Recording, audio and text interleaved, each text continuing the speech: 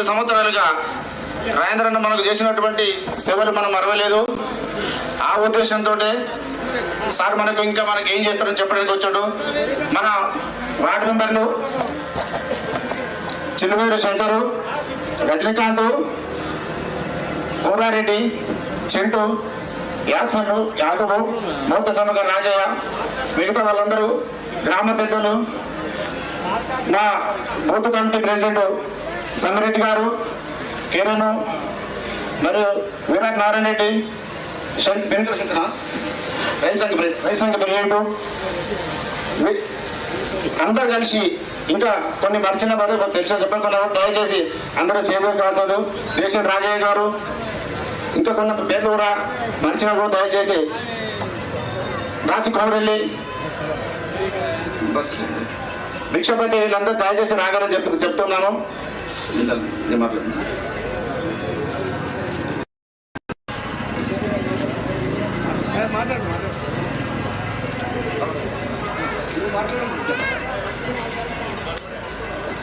దయచేసి ఒక 2-3 అన్నకు బాగా బిజీ ఉంది, ఎలక్షన్లో బిజీ ఉంది కాబట్టి ఒక 2-3 నిమిషాలు నేను మాట్లాడతాను. ఈటల రాజేంద్రన్న గారు మన నియోజకవర్గం నుంచి పోయిన తర్వాత ఒక్కొక్క ప్రజలు, ఒక్కొక్క కుటుంబం ఎన్ని రకాలుగా బాధపడుతున్నారో మీరు ఒక్కసారి ఆలోచన చేయండి. ఇవాళ 2.5 సంవత్సరం దగ్గరకు వచ్చినా కూడా మన శ్రీరాములపల్లి లోపల కానీ ఈ హుజురాబాద్ నియోజకవర్గంలో ఏమి పనులు జరగకుండా ఉన్నాయి. ఈ 2 సంవత్సరాలు కాంగ్రెస్ చేయలేదు, ఇప్పుడు ఉన్నటువంటి ఎమ్మెల్యే గారు కూడా పనిచేయలేదు. మనం ఏమనుకున్నామంటే ఏమైతే ఒకసారి ఏదైనా ఒక ఆలోచన వచ్చింది. వాళ్ళు రావడం వల్ల ఇవాళ ఎంతో దుఃఖంగా ఉన్నాం. ఇవాళ మంచిగా మాట్లాడదామన్నా, చెడుకు మాట్లాడదామన్నా ఏ వ్యక్తి కూడా మనకు ఆదరణ లేకుండా ఉన్నది. ఇవాళ రాజేంద్రన్న గారు నా ప్రజలు నాకున్నారు అనే ఉద్దేశంతో మన కోసం ఇక్కడికి వచ్చి మనందరికీ సేవ చేయడానికి ఇక్కడికి వచ్చాడు. కాబట్టి దయచేసి మీరంతా కలిసి రాజేంద్రన్న యొక్క అడుగుదాడుల్లో మొదటి నుంచి నడిచాం, ఈసారి కూడా నడుస్తాం, ఇంకా ముందుగా నడుస్తామని చెప్పేసి మనం గంటాపరంగా చెప్పి ఈటల రాజేంద్రన్న యొక్క ఆధ్వర్యంలో ఉన్నటువంటి ఏ వ్యక్తినైనా కూడా బంపర్ మెజార్టీతో గెలిపేయడానికి ఇవాళ ప్రజలు సిద్ధంగా ఉన్నారు. కాబట్టి ఆ సిద్ధంగా ఉన్నటువంటి ఈ మనం కూడా ఖచ్చితంగా ఇవాళ శ్రీరాములపల్లి గ్రామ పంచాయతీ లోపల మనము ముందు పనులు చేయాలంటే అన్న మా గ్రామానికి మీరు వేసినటువంటి పెద్దపాట ఉందన్న, ఆ పెద్దపాట మళ్ళీ మరమ్మతు చేయాల్సింది అది నేను వేసినటువంటిదే. అదేవిధంగా మూలసాలతో ఒకటి ఉంటుంది, కాసం పుచ్చిరెడ్డి నుంచి చాలుగల్లో ఒకటి ఉంటుంది. ఆల్రెడీ మీరు ఒకసారి వీడియో కాల్లో కూడా మా ప్రజలందరూ ఉన్నప్పుడు మీకు హామీ ఇచ్చారు. మీరు చేసినట్టు రోడ్లు ఏమున్నాయి, మీరు చేసిన సీసీ రోడ్లు ఏమున్నాయి, అంతే తప్ప వేరే అటువంటి ఏ పని కూడా మా గ్రామంలో జరగలేదు. మా ప్రజలందరూ కూడా అదే విధంగా అంత్యోదయ కార్డు కూడా కొన్ని మిస్యూజ్ జరిగిన దాన్ని కూడా మీరు చేయాల్సిన అవసరం ఉంది. మీ యొక్క ఆధ్వర్యం లోపల ఇవాళ భారతదేశం లోపల అతిపెద్ద పార్లమెంట్ నియోజకవర్గం ఉన్నటువంటి మన రాజేంద్రన్న గారు చెప్పుకోవడానికి మనకు చాలా గర్వంగా ఉంది. భారతదేశం మొత్తం పేరున్నటువంటి వ్యక్తి అంటే కేవలం ఈటల రాజేంద్రన్న విధంగా మీకు ఈ విధంగా సరైన చేస్తున్నాను. ఇవాళ కొన్ని సందర్భాల లోపల అని ఒక చిన్న కథ చెప్పి వదిలేస్తున్నాను, పెద్ద చెప్పాను ఒకటి చిన్ననే. ఇవాళ ఒకటి ఏంటంటే మనం వదిలేసినాం. ఏమైతే ఒక వెనకట పల్లెటూరులో ఒకరు బాగా వాగులో కొట్టుకొని పోతా అంటే వెనకట దొరలు రాజు ఉండే పెద్ద మనిషి ఉన్నాడు. అరే నలుగురే పోతా అంటే నీ పని కొడుకు నీ పని కొంచెం నన్ను తీయవా నన్ను తీయమంటే వాడు బాగా పని కొడుకాడ జర తీయరా మిగతా తర్వాత విధంగా తీయమంటే వాడిని తీసి కట్టేసాడు. ఏం పని నువ్వు చేసేదంటే ఏమున్నది మా అయ్యే పండి మా అయ్య కాలు వస్తున్నాడట. ఇవాళ ఇక్కడ ఏం జరుగుతుంది నియోజకవర్గంలో గదేనా జరిగేది? ఏం జరుగుతుంది? పని అంటే ఏం పని చేసిందో మీరు దయచేసి ఇంకా చాలాసేపు మాట్లాడాలని నాకు ఉంది, రాజేంద్రన్న గురించి చెప్పాలని ఉంది. కాకపోతే సమయం అతీతమైంది కాబట్టి దయచేసి మీ అందరు కలిసి రాజేంద్రన్న యొక్క మద్దతు మనం కూడగట్టాలనే ఉద్దేశంతో రాజేంద్రన్న మనకు పూర్తి హామీలు ఇస్తాడు. కాబట్టి దయచేసి మీరందరూ సవినయంగా మనం చేస్తా ఉన్నాం.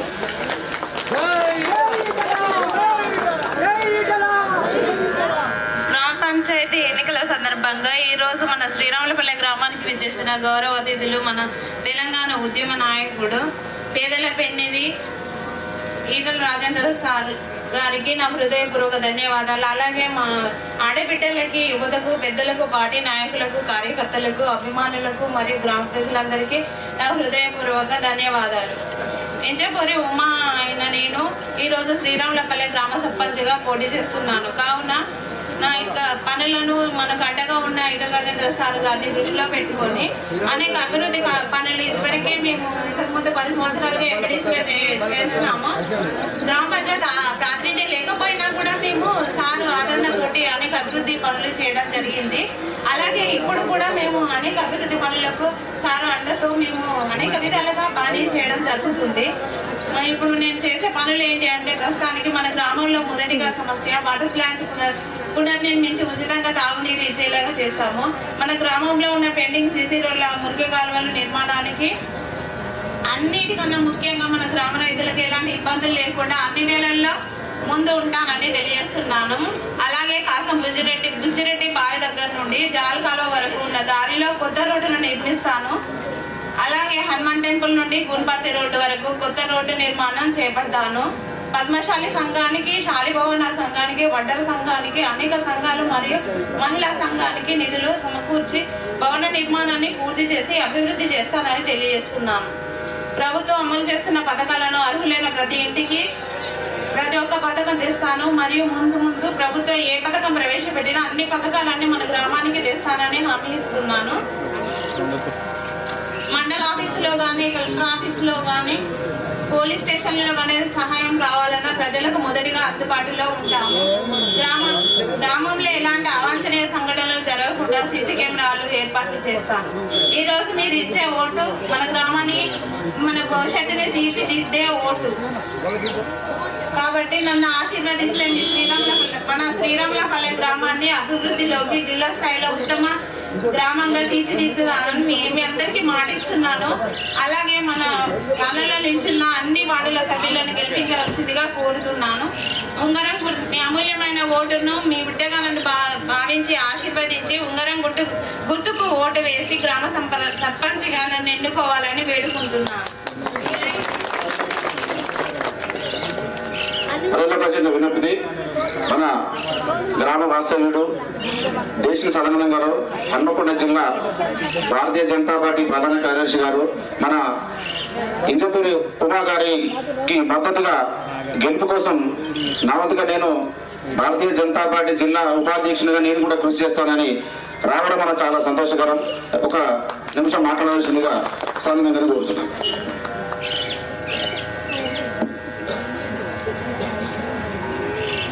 ఈ యొక్క కార్యక్రమానికి అధ్యక్షత వహిస్తున్న గొర్రె మధుసూదన్ గారికి, అదేవిధంగా గౌరవ మల్కాజ్గిరి పార్లమెంట్ సభ్యులు పెద్దలు ఈటల రాజేందర్ గారికి, ఈరోజు భారతీయ జనతా పార్టీ తరఫున పోటీ చేస్తున్న సోదరి ఉమా గారికి, ఇక్కడికి వచ్చినటువంటి నా అన్నదమ్ములకు, అక్కాచెల్లెలకు, పెద్దలకు అందరికీ పేరు పేరున నా యొక్క హృదయపూర్వక నమస్కారాలు. శ్రీరాములపల్లి పూర్తిగా వ్యవసాయం మరియు చేనేత మీద ఆధారపడిన గ్రామం. ఎవరి వృత్తిలో వాళ్ళు బిజీగా ఉంటారు. గతంలో ఎంపీటీసీగా సోదరి పనిచేసింది, అనుభవం ఉన్నది. ఇప్పుడు ఎవరైతే మీ ముందుకు వస్తున్నారో వాళ్ళు ఏ పార్టీ వ్యక్తులో ఒకసారి మీరు గమనించాలి. ఇవాళ ఏ చిన్న సమస్య వచ్చినా దాన్ని పెద్ద చేసి పంచాయతీ చేస్తూ రోజు దాన్ని ప్రొలాంగ్ చేస్తూ తాగే ఇవాళ గ్రామాలలో లెంపై శిక్షణ పుట్టున్నది. అటోటోలను గెలిపిస్తే ఏం జరుగుతుందో ఒకసారి ఆలోచించదు. అదేవిధంగా పిల్ల చేష్టలు, పరిపక్వత లేని వ్యక్తులు మీకు ఎవరో తెలుసు. అటువంటి అనుభవం లేని వ్యక్తులను గెలిపిస్తే కూడా ఏం జరుగుతుందో ఒకసారి ఆలోచించండి. వారితో ఏం కాదు, తీరు లేవని ఊదు కాలని. దయచేసి మనందరికీ ఎంతో అండదండగా ఉన్నాడు. మన గ్రామాన్ని అనేక సంవత్సరాలుగా అభివృద్ధి బాటలో పయనింపజేస్తున్న మన గౌరవ మాజీ మంత్రివర్యులు మనకు అండగా ఉన్నాడు. వారి అండతోని అనేక గ్రామాలు అభివృద్ధి చెందినాయి.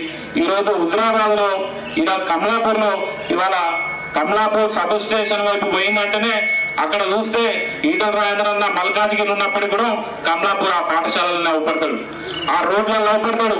అనేక చోట్ల వాగులు దాటితే ఇవాళ కష్టాలు ప్రజలను గుర్తించి ఇవాళ కట్టిన బ్రిడ్జిలలో పంపిస్తాడు. మనకు దూరం కావచ్చు, మనం ఒకసారి దూరం చేసుకున్నాం. ఈసారి ప్రతి గ్రామంలో సర్పంచ్ని గెలిపిస్తే ఇవాళ మళ్ళీ మనం మన రాజకీయాలను మనం ఎన్నికో తీసుకొచ్చే అవకాశం ఉన్నది. మనకు నిత్యం వైద్యం అన్నా ఇంకా విద్య అన్నా ఎలాంటి సాయం అన్నా తలుపు కట్టేది ఈ నియోజకవర్గంలో కేవలం ఒకే వ్యక్తిని. కాబట్టి ఆ వ్యక్తిని కాపాడుకోవాలి మళ్ళీ రాబోయే రోజుల్లో. అంటే ఖచ్చితంగా మనం శ్రీరామపల్లి నుంచి వెళ్ళి సోదరి ఉమా గారిని భారీ మెజార్టీతో, అత్యధిక మెజార్టీతో మీరందరూ గెలిపించాలని చెప్పి, అదేవిధంగా ఈరోజు సర్పంచుల పరిస్థితి ఏ విధంగా మీకు తెలుసు. ఆర్థికంగా బిల్లులు రాక చాలా ఇబ్బంది పడుతున్నారు. కాబట్టి మన శ్రీరామపల్లె ప్రజలు ఆర్థిక విషయాలు ఏదైనా లాభాపేక్ష లేకుండా ఒక నిజాయితీతో ఓటేయండి. ఎందుకంటే ఎవరైతే ఇంజపూర్ రాజేందర్ ఉన్నాడో చాలా కష్టపడి తన పనులను చేసుకునే వ్యక్తి. కేవలం సమస్యలు పరిష్కరించడానికే పనిచేస్తాడు తప్ప నిత్యం పంచాయతీ చేసే ప్రజాప్రతినిధి అయితే కాదు. దాన్ని దృష్టిలో పెట్టుకోరు. కాబట్టి ఇంజపూర్ రాజేందర్ తన పని చేసుకొని కష్టపడే వ్యక్తి. కాబట్టి మీరు కూడా పని చేయించుకోవడం కోసం ఇలా ఉమ్మని గెలిపిస్తే ఇలా మేమందరం సపోర్ట్ గా ఉంటాం. కాబట్టి దయచేసి ఇలా మీరు డబ్బుల గురించో మరో దాని గురించో ఆలోచించకండి. ఎవరు ఏది ఇచ్చినా తీసుకోర్రి. తప్పకుండా మీరు సోదరి ఉమ్మకు ఉంగరం గుర్తుకే ఓటేసి భారీ మేడతో గెలిపిస్తారని చెప్పి ఈ అవకాశం ఇచ్చినందుకు ధన్యవాదాలు తెలియజేసుకుంటున్నాను.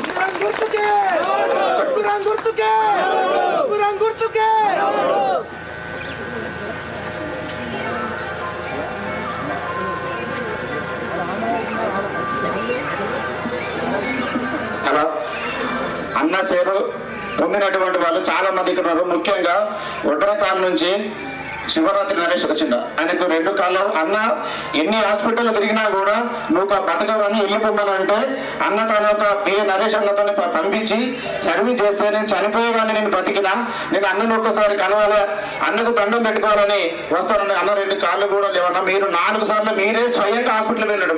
అన్న మర్చిపోయి ఉంటాడు కాబట్టి సార్, కానీ నేను సార్ యొక్క నాకు దేవుడు లాంటి వాడిని ఒకసారి ఆయన పాదాభివందన చేసుకోవాలని వచ్చేట్టు. దయచేసి మీరు ఏమనుకోకుండా, అలాంటి వాళ్ళు చాలా ఉన్నారు. కాకపోతే ఆయన ఒక్కసారి కెమెరా కోరుతున్నా.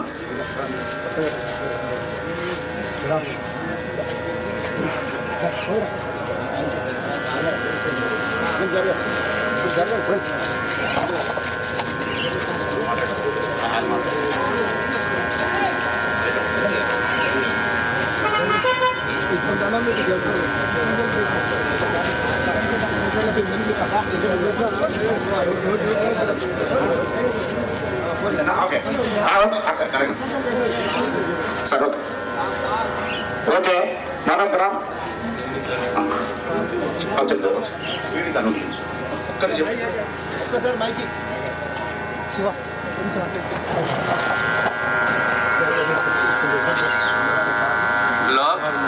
ఇవాళ నేను ఉండటానికి కారణం ఏంటంటే మన సారే. నాకు దెబ్బ తాకంగానే వచ్చిండు సార్, వచ్చిండు. అప్పుడు ఎవరు ఉన్నారా అంటే ముందుగా ఎంజం పోయినా, ఎంజం తర్వాత యశోద సాయి కృష్ణ వచ్చి హాస్పిటల్ తిరగంగా మన భగవాన్ రెడ్డి సార్ ఇప్పుడు మన మధ్యలో లేడు, చనిపోయిండు. నన్ను బతకడానికి ప్రతి ఒక్క హాస్పిటల్లోకి వెళ్ళి బయటకు వెళ్ళి కొట్టినాక ఎట్లా అని భగవాన్ రెడ్డి సారు ఫోన్ చేసిండు. సారు ఫోన్ చేయగానే ఎక్కడ ఉన్నారంటే పలానా సాయి కృష్ణలో ఉన్నాం సార్, మీరు మన పరిస్థితి ఇట్లున్నదంటే సార్ ఎంపండి అక్కడ పిఎం ఫోన్ చేసి పలానా మా మండలం మనిషి మా మనిషి, మీరు ఎట్ చేసి ఆ మనిషిని ట్రీట్మెంట్ చేయండి, బతుకుతే బతకని చనిపోతే చనిపోని, నేను ఎంత ఖర్చు భరించుకుంటా, ఆ మనిషిని ఇబ్బంది చేయదు, వాళ్ళు ఎవరు ఇబ్బంది చేయరు, నేను వస్తాను అన్నాడు. సార్ ఆ ప్రకారంగా నాకు ట్రీట్మెంట్ జరిగించిండు. సార్ ఎంబన్నే వచ్చి రావంగానే నేను ఎలా అది బీచ్లో ఉన్నాగానే సార్ నా దగ్గరికి వచ్చిండు. మంట అని మొట్టుకుంటా బాబు మంట అంటాడు, దీనికి ఫ్యాన్లు పెట్టండి, నేను ఫ్యాన్లు పెట్టి మంచిగా ట్రీట్మెంట్ మంచిగా అన్నాడు. మళ్ళీ అది ఒకసారి కాకుండా మళ్ళీ వచ్చిండు సార్, మళ్ళీ ఒకసారి వచ్చిండు. నా దగ్గరికి వచ్చిరైంది, బాబు మరి నీకు ఏ సాయం ఉన్నా నా కాడికి రారాను, నేను సాయం చేస్తా, అంటే నేను సార్ సాయానికి పోలే. సార్ అప్పుడు హాస్పిటల్ ఖర్చంతా భరించుకున్నాడు. ఇలా నేను ఉన్నా తిరుగుతానా అంటే సారే బతుకు, నేను సార్ ఏమంటే బతుకు, నాకు సారే నా బతుకులేదు. పొరలో కూడా ఇదే సైకోల మీద తిరిగి సారు వల్ల తెలుగులనే పనులు చేసుకుంటా బతుకున్నా సార్. ఇవాళ నేను బతికినంటే నేనే కారణం, సారే కారణం.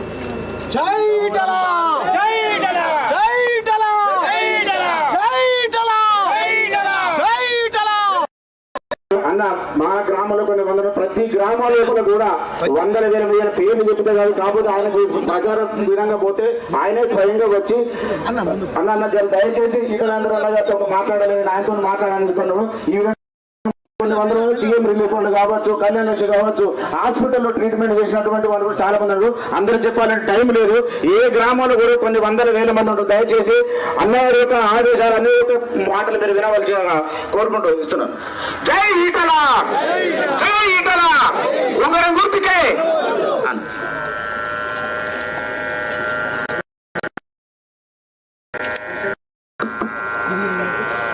నేను ఉపన్యాసం ఇవ్వడానికి రాలే, చాలా రోజులు అవుతుంది. ఒకసారి మా వాళ్ళని కలిసిపోదాం, ఒకసారి దండం పెట్టి పోయి ఉమాదేవిని వారితో పాటుగా ఏ వార్డు మెంబర్లు అయితే పోటీ చేస్తుండ్రో ఇప్పటిదాకా మంది చెప్పినట్టుగా వాళ్ళు నిండు మనసుతో ఆశ్రయించమని చెప్పి వచ్చిన చెలివేరు శంకర్, రజనీకాంత్, రామ్ రెడ్డి, చింటూ, యాస్మిన్,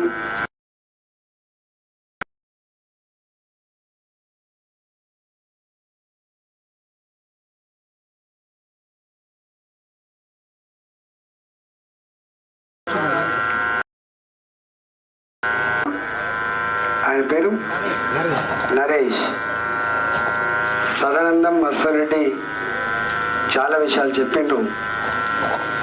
నేను 2002లో వచ్చిన ఇక్కడికి. ఆనాడు కమలాపూర్ నియోజకవర్గం ఇది. నాలాంటి గ్రామానికి వస్తున్నప్పుడు ఈ పిల్లగాడు పాపం ఈ రాజకీయాలు తట్టుకుంటాడా, గత పెద్దలతోటి కొట్లాడతాడా అని చెప్పే భావన ఉండే. అప్పుడు చనిపోయిన చెన్నయ్య గారు పాపం ఎక్కడో తీసుకొని వచ్చింది ఇక్కడ. నేను చెప్పిన పని చేయడానికి ఆకారం అక్కర్లేదు, పని చేయడానికి డబ్బులు కూడా అక్కర్లేదు, పని చేయడానికి సంకల్పం ఉండాలని చెప్పిన, సంకల్పం ఉన్న బిడ్డగా వచ్చినా కూడా చెప్పిన ఆ రోజు నిండు మనసుతో ఆశీర్వదించిండ్రు, గెలిపించిండ్రు. అదంతా చరిత్ర మీ కళ్ళ ముందు కదలాడుతుంది. ఈ నియోజకవర్గం నన్ను దేశానికి పరిచయం చేసింది. ప్రపంచంలో తెలుగు మాట్లాడే వాళ్ళు ఎక్కడున్నా వాళ్ళందరినీ పరిచయం చేసింది ఈ హుజరాబాద్ నియోజకవర్గం. నేను పైసలు నమ్ముకున్నాడు కాదు, నేను మద్యం నమ్ముకున్నాడు కాదు. ఈ డాల్ బోల్ వేషాలు నాకు తెలియదు. నాకు తెలిసింది ధర్మం, నాకు తెలిసింది శ్రమ, నాకు తెలిసింది నన్ను ఎవరైతే ఈ స్థాయికి తెచ్చిందో వాళ్ళని ప్రేమించే తత్వం.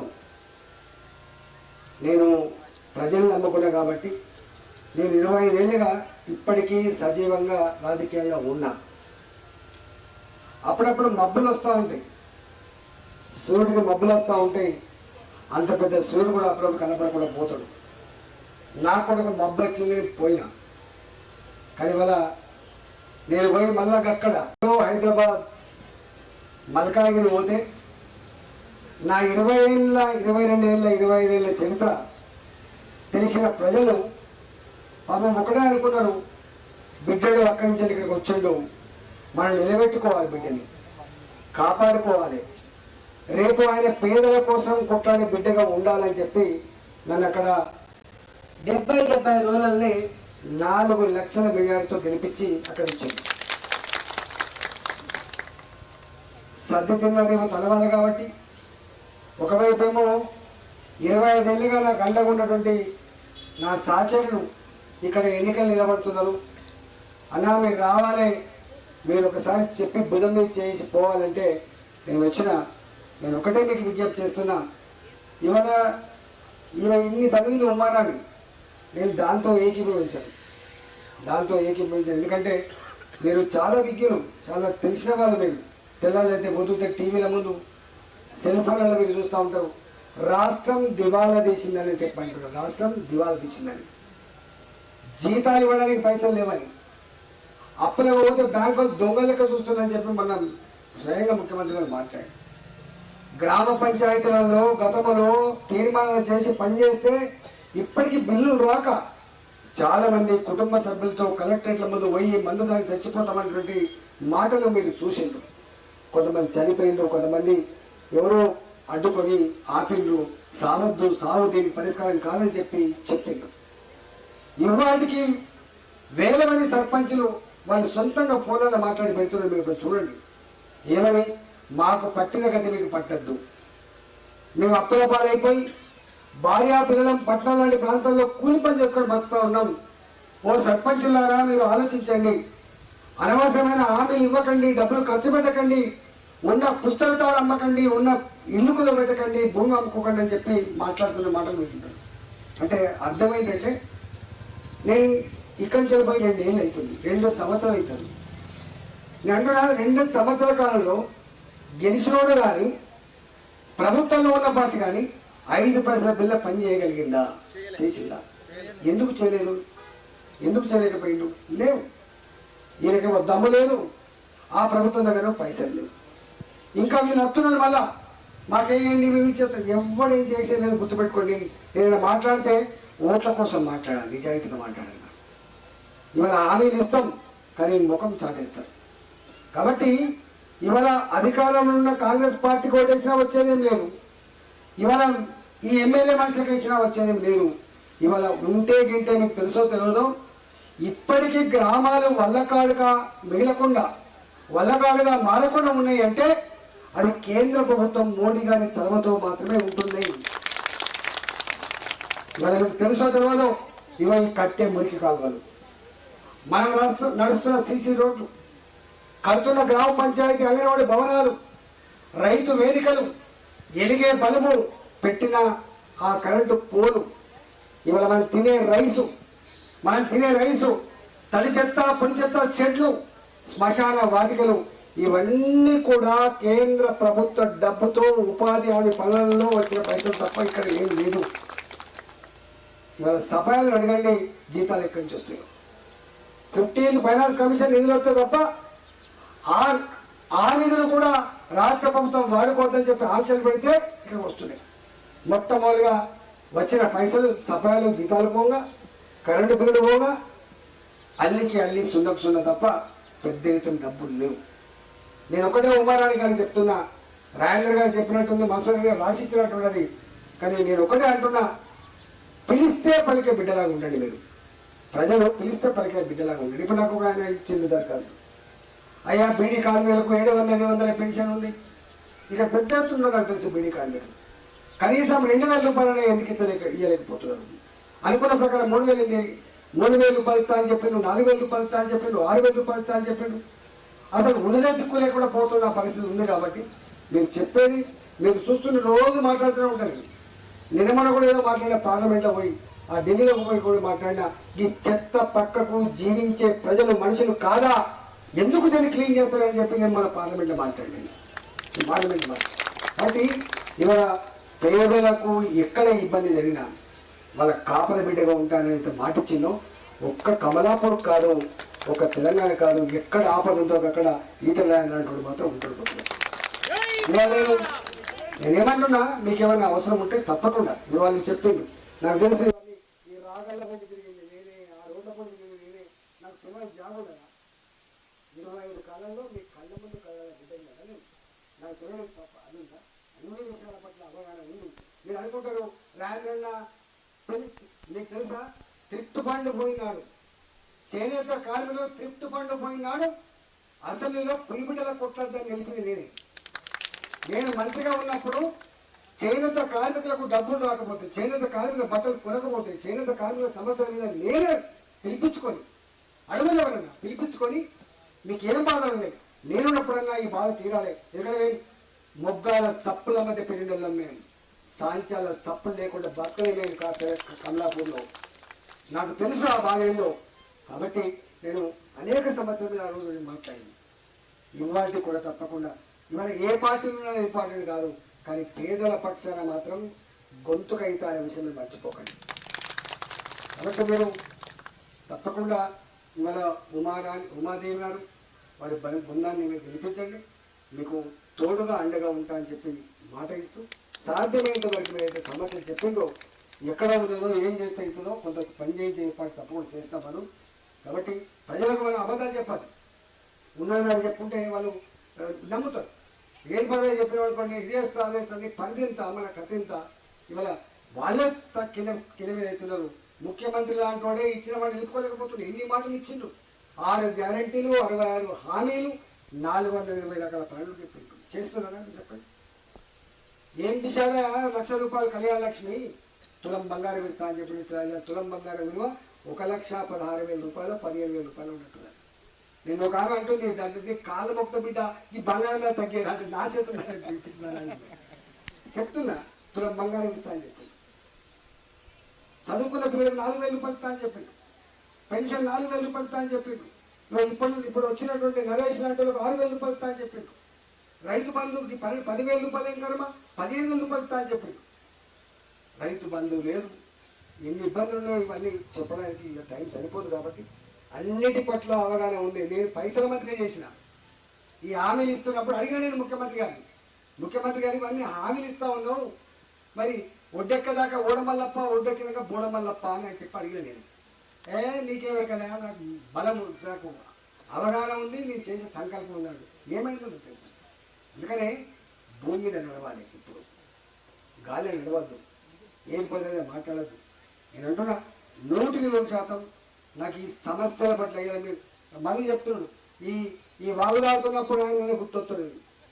మా సార్లు చెప్తాడు, ఈ రోడ్డు మీద పోతున్నప్పుడు ఆయన గుర్తొస్తాడు. గురు దుబ్బల మీదకి పోతే ఆయన గుర్తొస్తాడు. ఇంకా పరకాల రోడ్డు మీదకి పోతే ఆయన గుర్తొస్తాడు. ఇంకా కమలాపూర్ స్కూల్ పోతే ఆయన గుర్తొస్తాడు. ఆ దవాఖాన పోతే ఆయన గుర్తొస్తాడు. బస్ స్టాండ్ పోతే ఆయన గుర్తొస్తాడు. ఆయన గుర్తున్నది ఎక్కడ? ఎవడు చేసి ఎవడు పట్టించుకున్నాడు? ఇవాళ ఎవరు కోరే. కానీ 20 ఏళ్ళుగా నేను చేసిన, నాకు ఉద్యమంలో ఉన్ననాడు కూడా చేత కదని చెప్పలేదు. చాలా మంది అనుకుంటారు నాకు ఈ ముఖ్యమంత్రి పనిచేయడు, ఆ ముఖ్యమంత్రి పనిచేయడు అని చెప్తున్నాను. 2004 నుంచి 2014 వరకు నేను ఉద్యమకారుడిగా ఉన్నప్పుడు కూడా, నాది అధికార పార్టీ కాకపోయినప్పటికీ కూడా, నాకు సబ్స్టేషన్ కావాలన్నా, నాకు రోడ్డు కావాలన్నా ఎవరు ఇవ్వకపోతే కొట్టలేదు. ఒక ముఖ్యమంత్రి పట్టుకొని నువ్వు రోజు కొట్లాడుతూనే ఉంటావు, అసెంబ్లీలో మమ్మల్ని తిరుగుతూనే ఉంటావు, నీకు ఎందుకు పైసలు ఇవ్వాలని చెప్పండి. నీ అబ్బాయి జాగీర్ కాదు ముఖ్యమంత్రి అని చెప్పండి. ఎట్లా ఇవ్వవు? మా తెలంగాణ ప్రజలు పన్నులు కట్టట్లేదు అని చెప్పి అడిగిన నేను. డబ్బులకు ఓనర్లు నువ్వు కాదు సుమా, ఈ సంపదకి డబ్బుకి ఓనర్లు తెలంగాణ ప్రజలని చెప్పిన నేను. గుర్తుపెట్టుకోండి, జస్ట్ సర్వెంట్ స్టేట్ అని చెప్పిన నేను. కాబట్టి ఇవన్నీ చేసి ఉన్నోని ఇవాళ ఎక్కడ ఉన్నా 2002 ఎట్లున్నానో ఇవాళ గట్లే ఉన్నా, రేపు కూడా గట్లే ఉంటా. రేపు కూడా ప్రజల కోసం కొట్లాడుతూనే ఉంటా, సమస్యల మీద నిర్ణయిస్తూనే ఉంటా. కాబట్టి నేను ఉమారాణి వాళ్ళ టీంని 2 మనసుతో ఆశని గెలిపించాలని చెప్పి కోరుకుంటూ నమస్కరిస్తూ సెలవు తీసుకున్నా. భారత్ మాతాకి జై ఈటెల, జై ఈటెల.